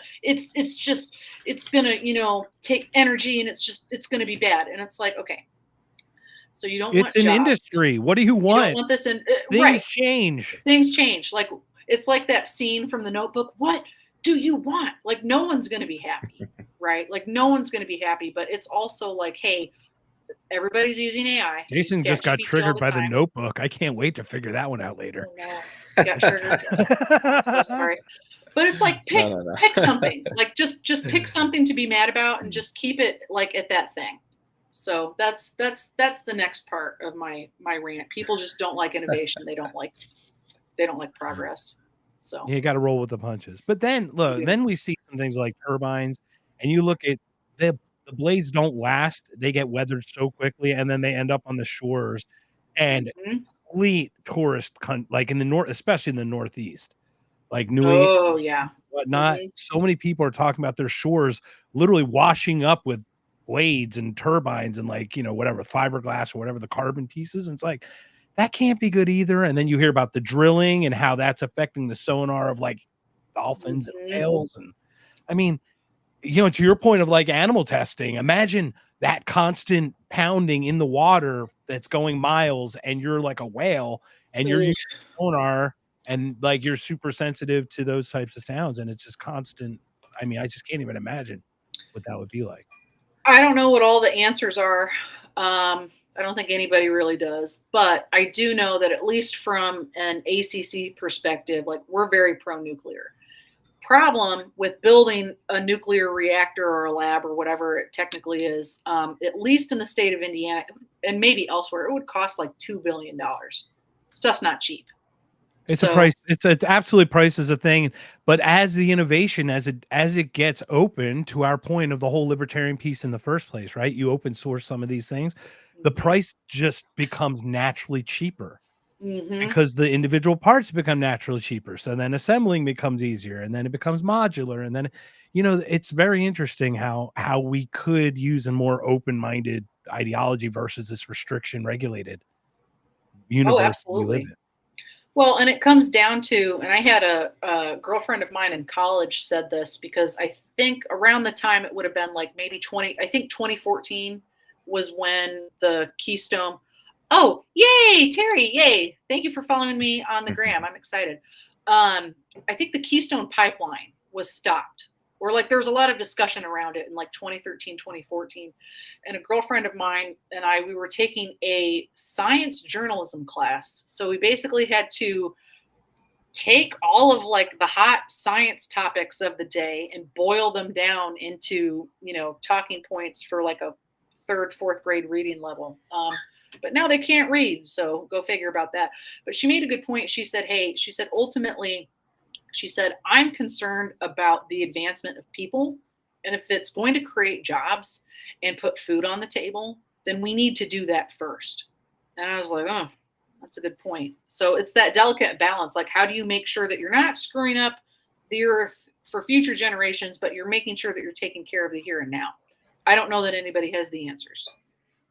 Seems like there's a constant juggle for that. And What it does also seem through all of the innovations we've had, and this is going to be probably different because like this one's going to screw with our minds because we're going to hear audio and we're going to see video of things that didn't happen, and they're going to look like Mhm. real people doing real things, and people we either like or don't like saying things, and it just creating a whole. This is beyond what we're able to. I don't think we're able to comprehend this yet with our reptile brains, but we've Mm. generally adapted for the most part. So maybe we will smash the machines and go back to more of a Luddite society. Who knows? Maybe that's our adaptation for it. But I mean we I definitely mean, need energy. maybe. Yeah, we definitely Definitely need need energy. we need the energy, but I'm curious to see if smartphones go away within the next couple of years. I think We're gonna be I've stitching seen our brains. That's why. well, they're gonna be stitched in our brains, but I also saw an ad, I think it's called Brick, but it's a cell phone that you can text and you can make calls on it, and that's it. And there's a lot That's of it. folks Yep. yes, and there's this Decoupling. yes, and people are like, "Hey, I have a smartphone and I'll like use it for work, but if I'm going like to the movies or out to dinner with my friends, I'm only taking this brick thing with me in case of an emergency." And I'm like, "Oh my gosh.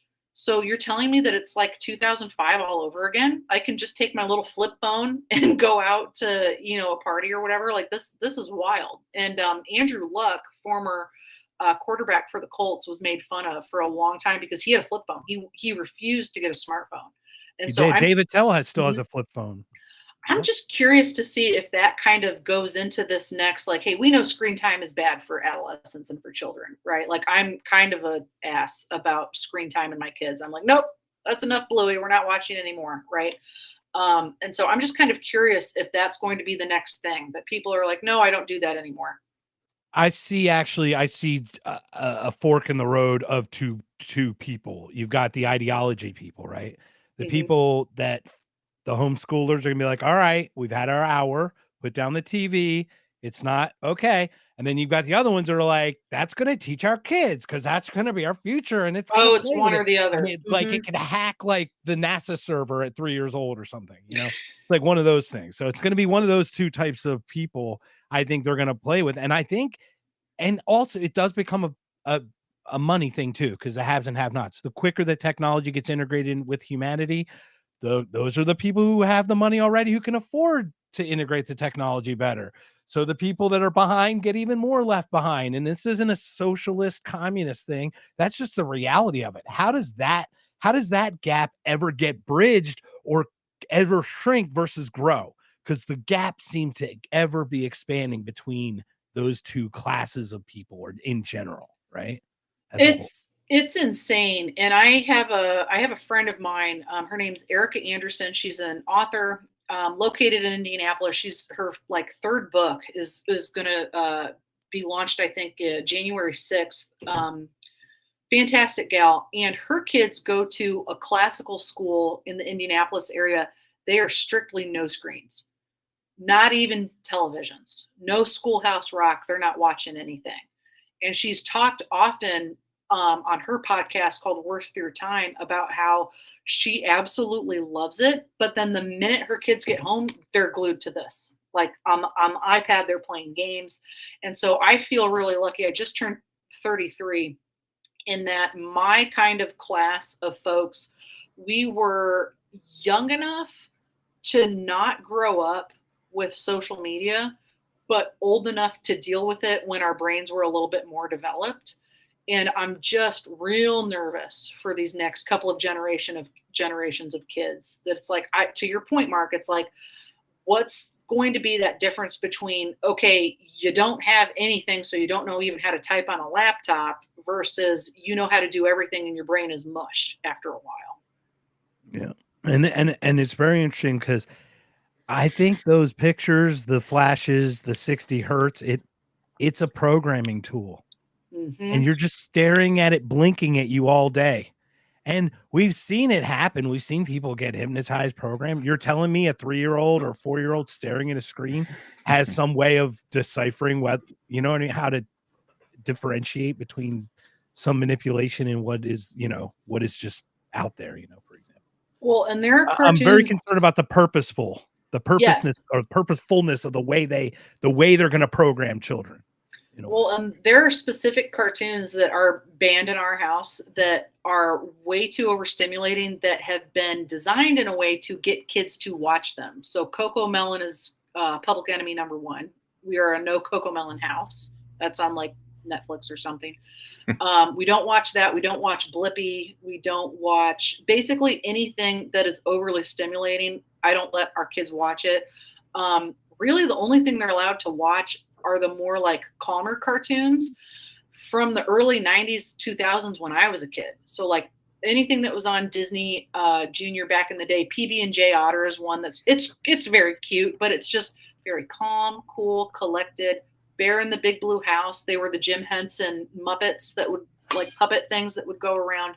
And then Bluey, which is a newer cartoon. It's a BBC cartoon, but it's very calm. That's really it.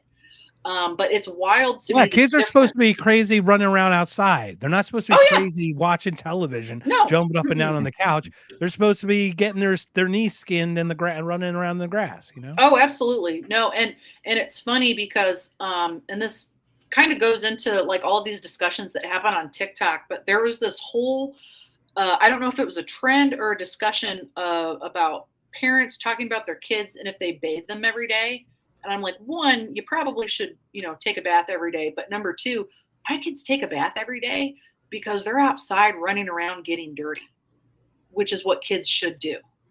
So it's just a very odd thing that there are parents that are like, no, I don't wash my kid every day. It's like, okay, what do? Just give them an iPad and they sit on the couch? Like, no, I ain't raising any iPad kids. So you had two challenging births, you'd say, and you said your children are 2 and 3. Yeah, almost 2 and 3. So our oldest, Winnie, she's 3, sassy, sweetheart. She came a month early. I was getting ready. We were actually getting ready to go to a funeral, and I was supposed to meet my husband about an hour east of us. And I said, hey, you've got to go to this work meeting. Just meet me at the funeral. Your mom and dad can drive. We'll pick me up and take me, and then we can take your car home. And he was like, oh, I don't want to go to this meeting. This is going to suck. I'm getting ready, doing my hair. Water breaks everywhere, all over the floor. And I was like, I think I'm in labor. This is weird. And so I call my husband and I go, hey, I think I got you out of that meeting. I'm in labor.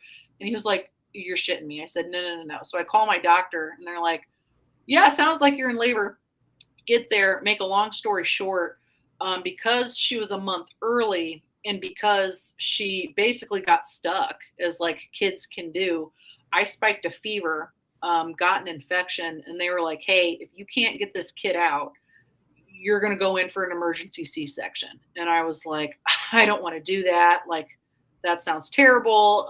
If there's any moms on, that recovering from a major surgery like that is terrible. No shade to anyone who's done it, but I just really didn't. Well, it's more and more recommended, I think, too, in a very, very dangerous way, I think, than they used to be, isn't it? C-sections.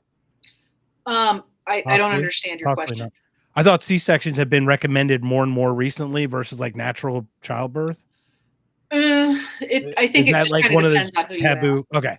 Maybe there's like a taboo push for something that I may have misheard or something. You're totally fine. There's a growing number of women that are very much like, hey, I don't want to have a C-section because it cuts through 7 layers of stuff, right?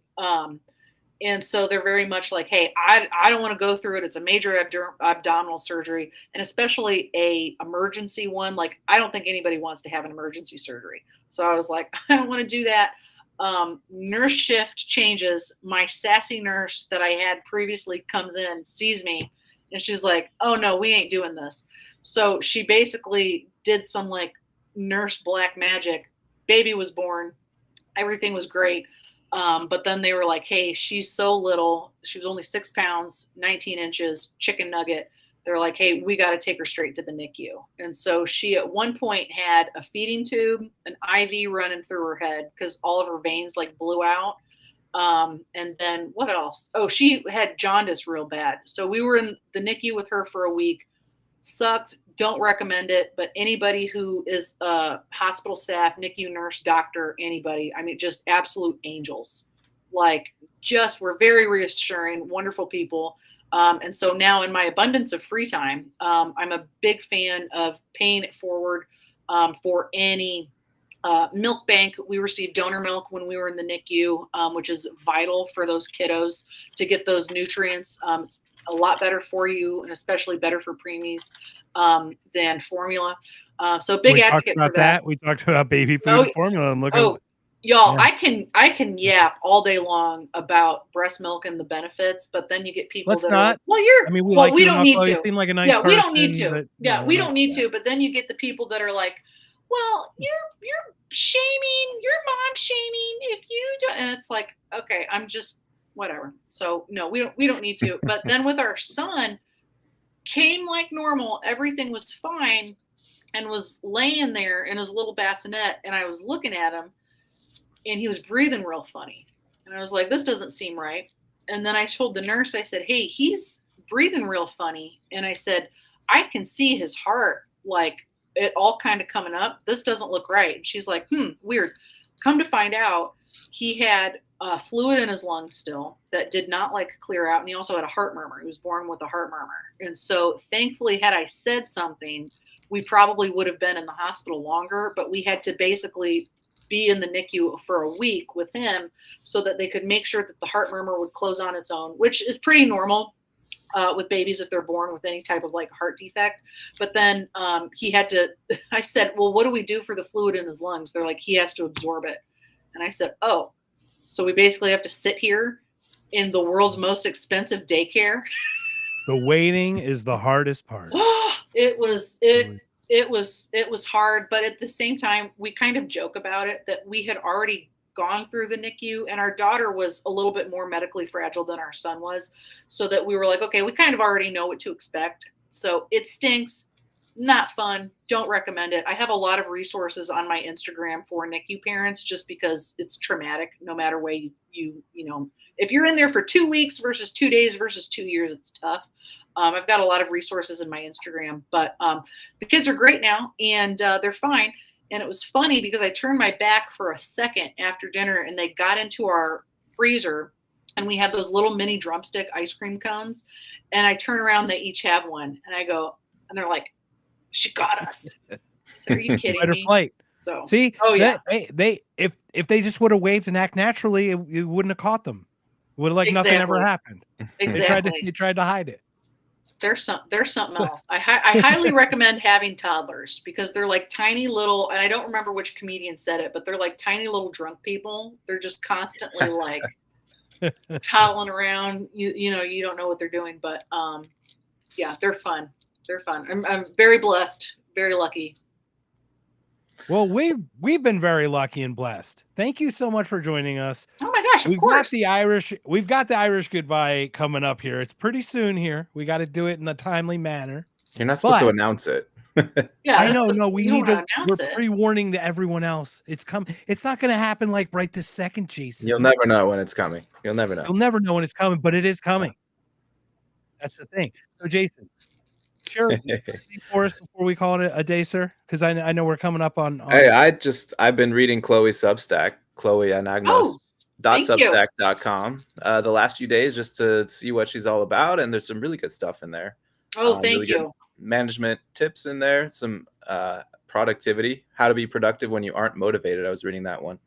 Yeah, that's tough too. Very good stuff. So go check it out. Chloe, anything else you want to tell us?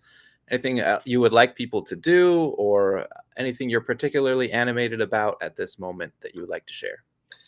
Yeah, well, thank you guys again for having me on. I'm a yapper, and I feel like, you know, I can talk about pretty much anything and everything. But definitely, please check us out at americasfuture.org.